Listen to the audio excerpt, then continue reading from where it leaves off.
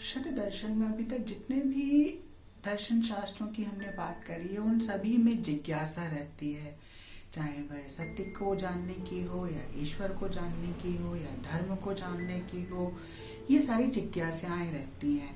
सांख्य जो है उसका दूसरा एस्पेक्ट अगर आप कहें या उसको पूरा करने वाला जो है, जो प्रैक्टिकल एस्पेक्ट है, वो योग दर्शन है। सांख्य जो है वो थ्योरी की बात करता है और उसको व्यवहारिक ज्ञान में लाने की जहां बारी आती है वहां पर योग आता है। साधारण भाषा में अगर कहें तो योग सांख्य दर्शन का व्यवहारिक शास्त्र है। आज हम इसी की चर्चा करेंगे और इसमें आगे बढ़ने से पहले आपको याद दिलाते हैं, अगर आपको हमारी बातें अच्छी लगती हैं तो वीडियोस को लाइक करें, चैनल को सब्सक्राइब करें, अच्छा नहीं लगता है तो कमेंट्स के साथ डिसलाइक करें। चलिए आगे बढ़ते हैं, आज हम योग दर्शन की बात करते हैं। योग दर्शन के सूत्र पतंजलि ने लिखे हैं और उनके हिसाब से जो योग की परिभाषा है वह यह है, जो आपको समाधि की ओर ले जाए वह योग है। अदरवाइज योग का मतलब है जुड़ना।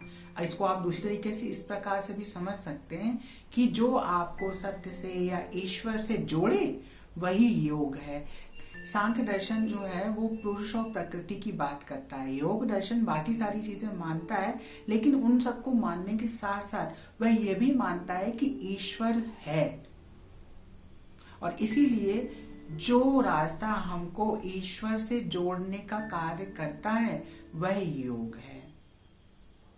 अगर आप ईश्वर नहीं समझना चाहते तो जो लिटरल भाषा में जो कहा गया है वह यह है कि जो हमको समाधि में ले जाता है वह योग है। अब समाधि में व्यक्ति इतनी आसानी से तो जा नहीं सकता है, क्योंकि जब समाधि में ले जाएगा तो वो ईश्वर के साथ मिल जाएगा, जब ईश्वर के साथ मिल जाएगा तो फिर तो परमात्मा में समा जाएगा। तो ये इतनी आसानी से नहीं होता है।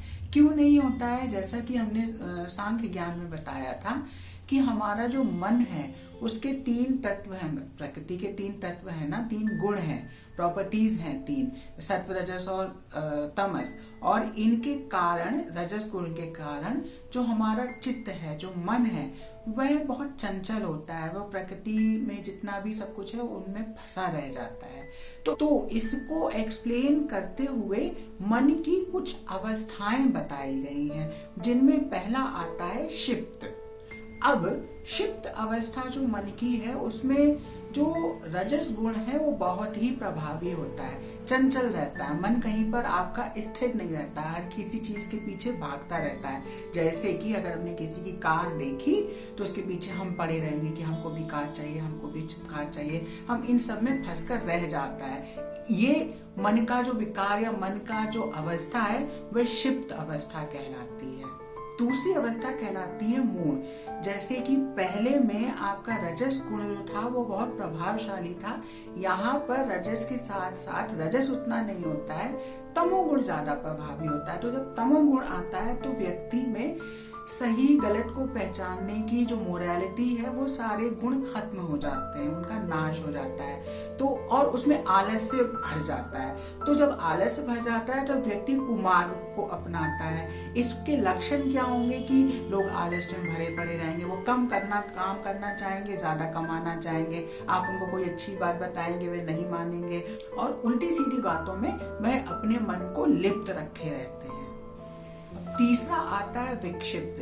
विक्षिप्त में रजस गुण तो रहता है, लेकिन उस रजस गुण के साथ साथ सत्व गुण प्रभावशाली अवस्था में आ जाता है। तो इसमें क्या होता है, जब सत्व गुण प्रभावशाली अवस्था में आता है और रजस गुण है तो रजस गुण होने के कारण मन तो चंचल रहेगा, लेकिन मन चंचल होने के साथ साथ क्योंकि सत्व गुण प्रभावी अवस्था में है तो वह अच्छे कर्मों के लिए उनकी चंचलता रहेगी कि अच्छा कोई चलो दुखी है तो उसकी मदद कर दिया जाए, या किसी को कुछ कोई रो रहा है तो उसको चलो प्रसन्न करने का प्रयास किया जाए। ये कुछ इस तरीके की उनके क्रियाकलाप हो जाते हैं जिनमें वो उलझ के रह जाते हैं, और ये अवस्था जो मन की है वो विक्षिप्त कहलाती है। उसके बाद आता है एकाग्र। एकाग्र जैसे कि आप नाम से ही समझ सकते हैं कि उनका कंसंट्रेशन बहुत अच्छा हो जाता है। और उसके बाद आता है निरोध। निरोध का मतलब है कि आपके ऊपर किसी चीज का असर ही नहीं पड़ना। एक एग्जाम्पल दिया जाता है, जैसे कोई योगी बैठा है और उसके ऊपर से अगर सांप निकल जाता है तो उसको पता नहीं चलेगा। यह अवस्था जो है वो निरुद्ध की है। और निरुद्ध और एकाग्र ये दोनों ऐसी अवस्थाएं हैं जहां पर योग का अनुशासन किया जा सकता है, या ये वो मन की अवस्थाएं हैं जिन पर योग का प्रभाव होता है या योग प्रैक्टिस किया जाता है। उससे पहले वाले जो 3 हैं, क्षिप्त, मूढ़ और विक्षिप्त, वह योग के लिए सूटेबल अवस्थाएं नहीं हैं। अगर आपको योग, जो कि एक प्रैक्टिस है, जो कि एक अनुशासन है, उसको करना है या उसकी शुरुआत करनी है, तो पहले आपके मन में एकाग्रता होनी चाहिए। तभी वो जो एकाग्र मन है ना, वही योग के लिए एलिजिबल कहलाता है। आगे बढ़कर योग के 8 चरण बताए गए हैं, जिनमें सबसे पहले आता है यम। अब यम का मतलब है यहाँ पर रेस्ट्रिक्ट करना। इसको आप इस तरीके से समझिए कि जितनी जरूरत है, जितनी आवश्यकता है, उतनी चीज को अपने पास रखना। आजकल के समय में तो व्यक्ति की जरूरतें बहुत ज्यादा बढ़ चुकी हैं, लेकिन यहाँ पर हम उन जरूरतों को ध्यान में नहीं रखेंगे। यहाँ पर बात है कि जो अगर आपके पास 4 जूते हैं, तो यहाँ पर जरूरत हमको 4 जूतों की नहीं है। जूतों की आवश्यकता है कि जब आप उसको चलें तो पैरों में आपके तकलीफ ना हो, पैरों की सेफ्टी के लिए जूते पहने जाते हैं। लेकिन आजकल के समय में, एक एग्जाम्पल है ये सिर्फ, आजकल के समय में जो जूते हैं वो मैचिंग के साथ पहने जाते हैं। और कुछ लोग ऐसे हैं, कुछ क्या बहुत से लोग ऐसे हैं जो नंगे पैर रहते हैं, जिनके पास जूते भी नहीं है। तो यहाँ पर हमको अपने आप को रेस्ट्रिक्ट करना होता है कि जितनी जरूरत है उतनी चीज रखें और जिसकी आवश्यकता नहीं है उसका त्याग करें। दूसरा आता है नियम। योग बताता है कि आपको अपने जीवन में नियम से बनना चाहिए। यहाँ पर नियम का मतलब है कि सबसे पहले आप अपने मन की शुद्धि करें।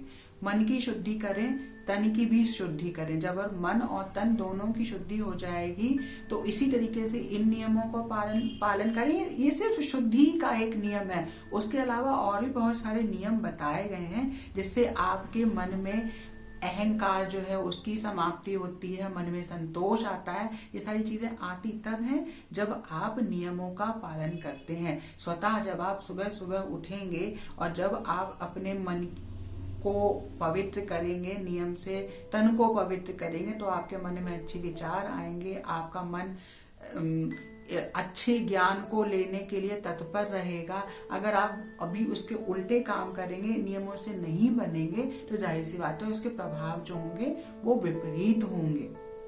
तीसरा आता है आसन। यहाँ पर आसन वो नहीं है जो हठ योग में बताया गया है, जो आजकल बहुत पॉपुलराइज्ड है, जो बॉडी पोस्चर से नहीं।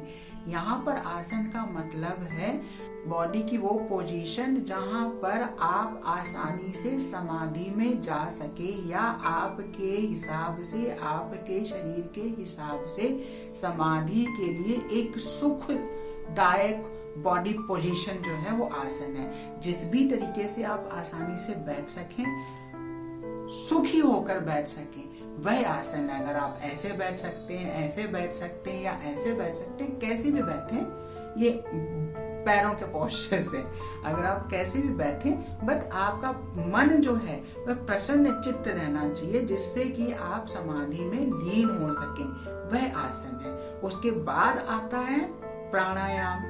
प्राणायाम का मतलब है कि आपको यहाँ पर अपने प्राणों को कंट्रोल करना आना चाहिए। प्राणों को कंट्रोल करने का मतलब है जो आपकी श्वास है, जो आपकी सांस लेने की प्रक्रिया है, उसको नियंत्रण में करना आना चाहिए। जैसा कि हम पहले भी बता चुके हैं, और ये बहुत नॉर्मल सी बात है, जो हमारे अंदर 5 तरीके की जो वायु है, और पांचों को छोड़ दें तो जो वायु एलिमेंट है, जो एयर एलिमेंट है, उसको प्राण कहा जाता है। अगर वो हमारे शरीर में नहीं रहेंगे तो हम मृत घोषित कर दिए जाएंगे। इसलिए प्राण जो वायु है उसको प्राण कहा गया है। तो जब हम सांस लेते हैं तो उससे जो एयर है उसको कंट्रोल करने की जो टेक्निक है उस पे नियंत्रण हमको पाना आना चाहिए। अगर हमने वो नियंत्रण पा लिया तो हम अपने प्राणों पर नियंत्रण पा लेंगे। और वह किस प्रकार से पा लेंगे?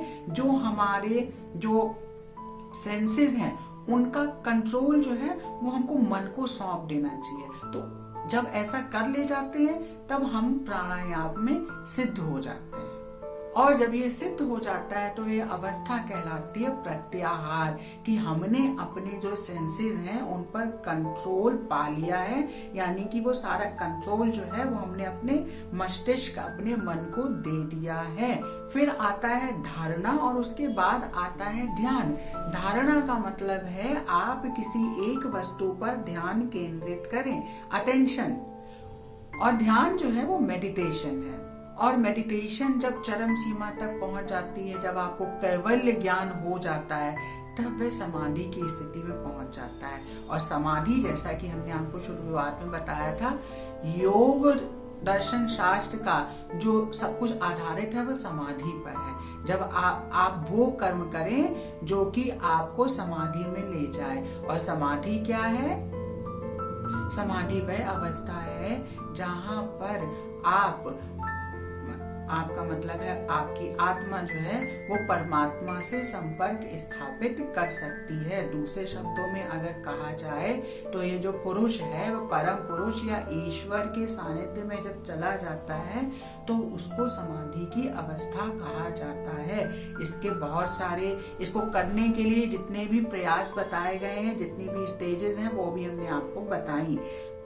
योग दर्शन अकेला काम नहीं करता। इसका पहला भाग जो है वो सांख्य कहलाता है, क्योंकि सांख्य में जो भी चीजें बताई गई उसमें उसको एज इट इज अडॉप्ट किया है और इसके लिए कुछ प्रैक्टिसेस बताई हैं। वो बार बार कहते हैं कि योग जो है वो प्रैक्टिस है, अनुशासन करने की चीज है, वह ज्ञान नहीं है जिसको आपने सुन लिया समझ लिया हो गया। नहीं, वह सुनने और समझने की चीज नहीं है, वह अपने जीवन में यापन करने की चीज है, वो प्रैक्टिस है। आप उसको जब तक करेंगे नहीं, अनुशासन है, तब तक वह काम नहीं करेगा। और इसके बाद वह ऐड करता है कि प्रकृति पुरुष तो है, लेकिन उन दोनों को मिलाने वाली उनसे भी ऊपर एक चीज है जिसको कि वह ईश्वर कहता है। और उसी से मिलने के लिए ये सारी समाधि की प्रक्रिया बताई गई है। उम्मीद करते हैं कि मेरा ये प्रयास, जिसमें मैंने आपको सरल शब्दों में समझाने की कोशिश की है, अच्छा लगा होगा और समझ में आया होगा। अगले किसी वीडियो में हम फिर आएंगे, तब तक के लिए